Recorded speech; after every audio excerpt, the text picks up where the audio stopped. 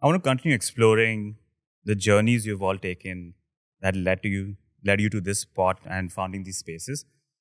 Butheina, you've made the critical mistake of sitting next to me, so we're going to start with you first. I'm going to look away for the rest of the show. But you've sat here now, so we have to start with you. You grew up watching movies at the iconic Al Nasser cinema. Yeah. Eating samosas and drinking chai. And I think we're all Dubai kids, so this is an experience we can all resonate with. Watching movies in a multiplex is a slightly new experience. With nachos, I still tell my kids as we pass the Al Nasser cinema a lot, this is where we came. This is where it started from. This is what we watched. And we all have the shared trauma of like remembering that our experience went up in flames. Yeah. So that's true. Metaphoric. Not just Al Nasser, even Plaza Cinema and Strand. So we all have similar experiences.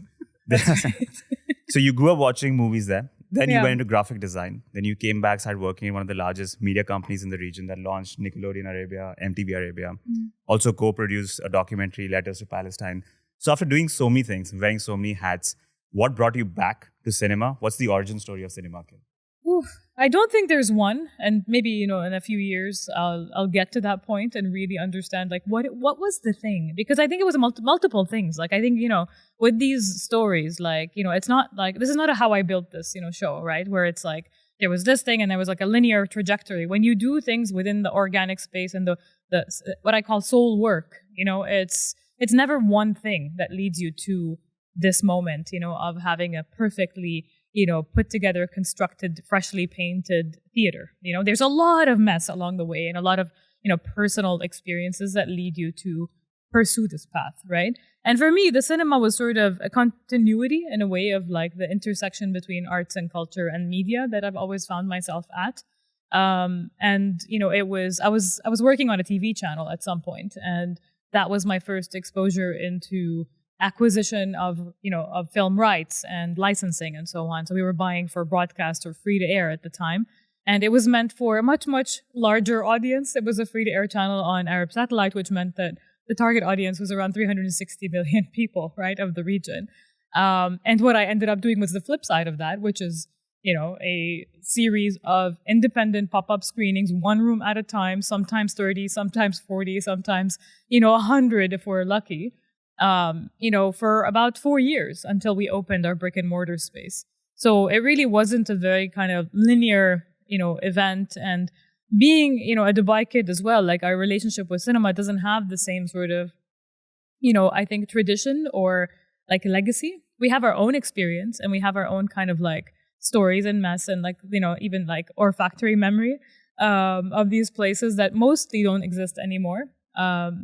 And, we were lucky to preserve the seats from the Golden Cinema or the Plaza Cinema, like the balcony ones. But that's pretty much it, in terms of those memories, other than sharing those stories, with each other and remembering how we came across, our first film. But it really wasn't, like a formal introduction to, to cinema or the moving image or, or even cinephilia as a culture.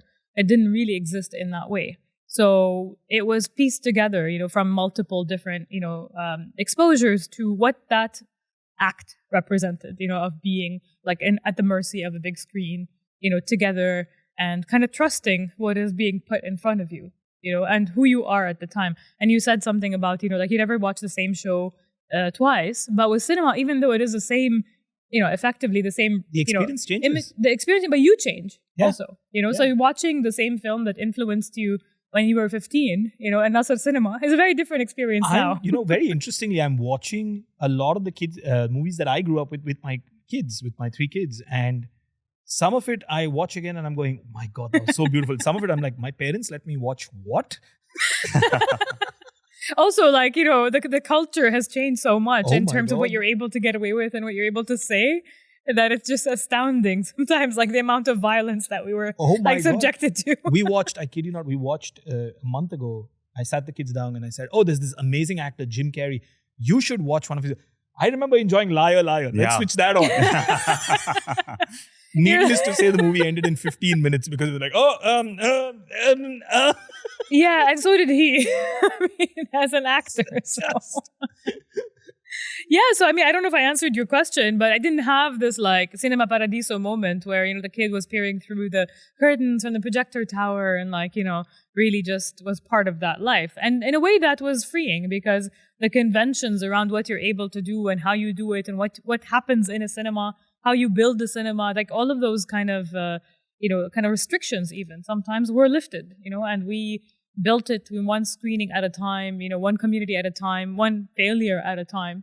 So, here we are now 10 years later since we did our first screening right across the street in what is now a dance studio. And we still do the pop-up, screenings, and we do screenings all over the place because that is still the ethos. It's still like trying to go to people. And I still don't feel like we've even scratched the surface. You often use this tagline for Cinema Akil, follow us into the dark, which you said is based on Jim Jarmusch's shared experience in the darkness. You have created a shared, intimate experience in the darkness of Cinema Akil. I think it has echoes of Al Nasser with the Chine Samosa you can get outside from. That's project. Exactly it. Thank you for noticing. But the darkness is also not just darkness of like the atmosphere or the mise-en-scene. It's the darkness of our souls as well, and the darkness of ideas, and the darkness of from which creativity sometimes is spawned. So it's it's a metaphor for what leads us to make films, or to watch films, or seek films, or escape into films, especially at a time where you can watch anything, right? You can capture anything, you can download anything. So there is something that is very particularly unique and also vulnerable about subjecting yourself to the choice of a theater, or a cinema. And those choices, and the people who work behind them. There's a certain trust element, and that always has an element of darkness. It's not just euphoric. And I think one thing about doing this work in Dubai is that we're always talking about it like this positive thing, like this it's only good and it's only beautiful and it's only like joyful. And sometimes like what we do need is confrontation with all facets of life. And I think that's what the arts do. Is that confrontation.